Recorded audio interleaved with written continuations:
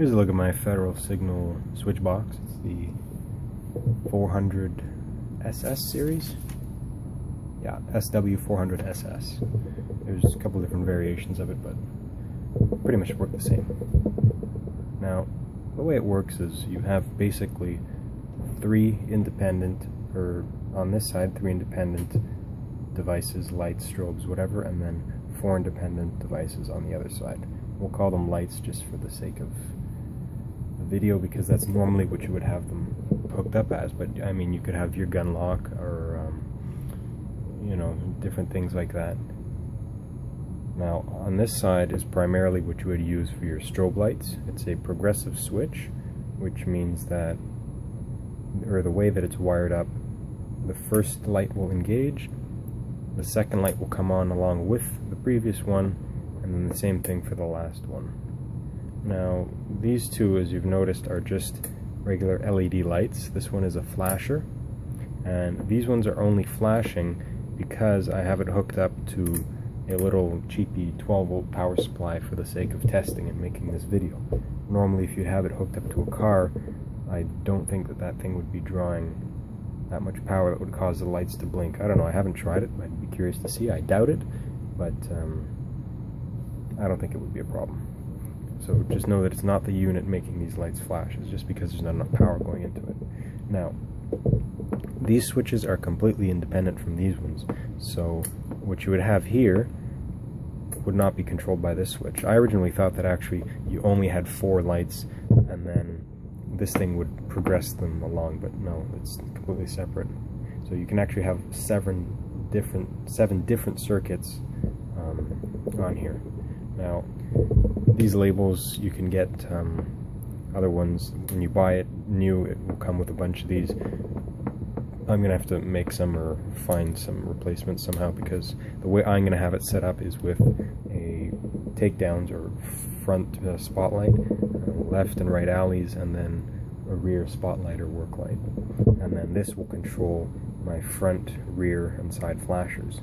So these switches, basically, they just turn on the lights as you would like that, but this one would go off, the second one would go off, and so on, unless you were to flip them all on. They're also backlit, which is quite nice, with a red light.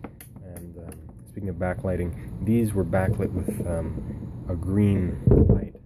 But what I did is I opened this thing up and I plucked off these little green caps that were on there, which give the green light, because I just didn't like it. Now, I'll show you that in a minute. You can actually see them through here if I pop off some of these labels, but I mean, you just screw off the casing and you can see it fine. There's one of the little bulbs. It's actually halogen, believe it or not. I don't know why they wouldn't just put LEDs, but that's what they did. I'd be curious to check the voltage on it to see if I could put an LED in there, but we'll leave it as it is for now. As for the wiring, it could be a little bit tricky.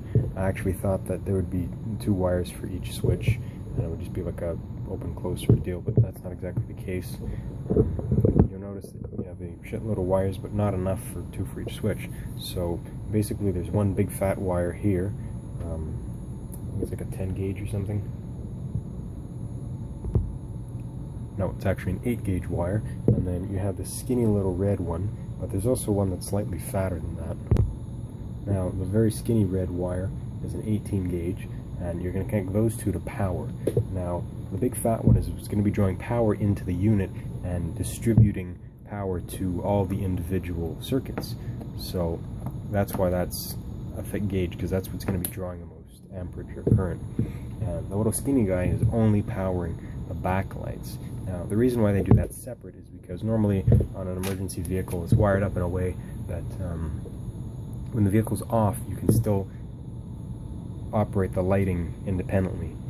Whereas if you were to think of your car maybe, and you have your cell phone charger plugged into the cigarette lighter or some other device, as soon as you shut the car off, it shuts that off to prevent draining of the battery. Now, you would hook up this backlighting wire to maybe an ignition controlled circuit, so when you put the key in and turn it, it would light up the backlight, so as you're not draining the battery.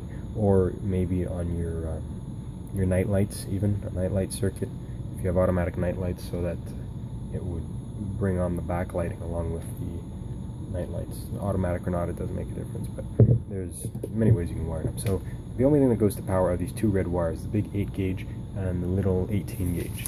Now your one single black wire, which is another 18 gauge, is going to go to ground. Now you don't have to run grounds back to this point. You can just ground the rest of your lights anywhere else on the vehicle. It's important that you get a good ground too. Now each other wire spits out 12 volts. So these become your power wires to each one of your lights. Like I said, you have 7 in total. 4 independent ones and then the 3 progressive with the slide switch. So the 3 progressive ones is what I would recommend you put your strobes. So your front, your rear, and your side.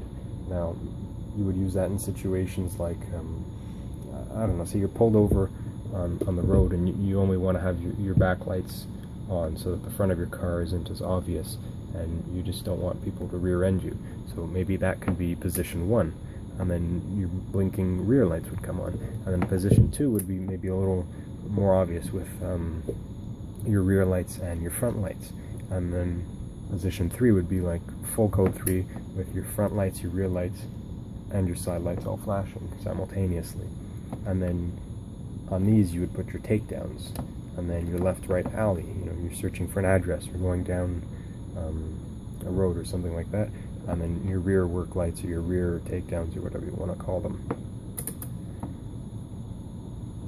Now that's pretty much about it. I can't think of anything else to say about this unit.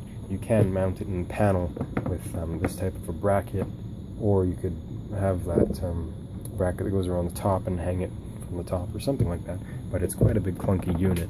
It's very like a solid, straightforward type of a system. If you want to get something a little more complicated, you can go for the Smart Siren series, or I think Whelen has their version of that too, or whatever. But I mean, switch boxes are pretty much as simple as it gets.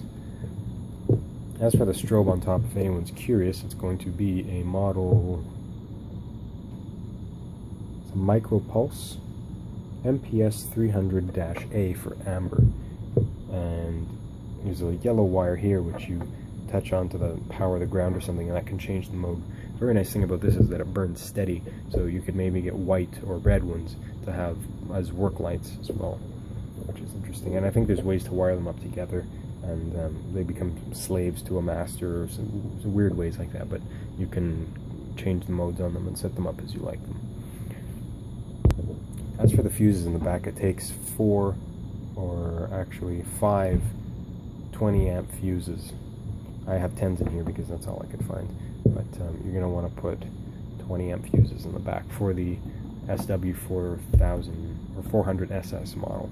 At least I think the other one, there's a different model that they make that can take, or it has to take 10 amp fuses, but anyways, it was working fine for this testing purposes. I'll dim the lights or turn them off so that you can see the backlighting on the face of the unit itself.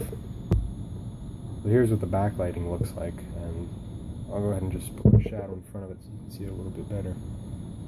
Now, one thing that you can get is like stickers that will go over here to relabel them.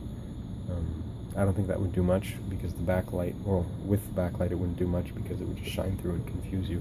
So you're probably going to have to get the clear or plastic ones without print on them and then put your stickers on, or just find the factory original labels. I'm going to call up Federal Signal and see if I can narrow down some of those. And that's pretty much it. If you have any questions, feel free to let me know.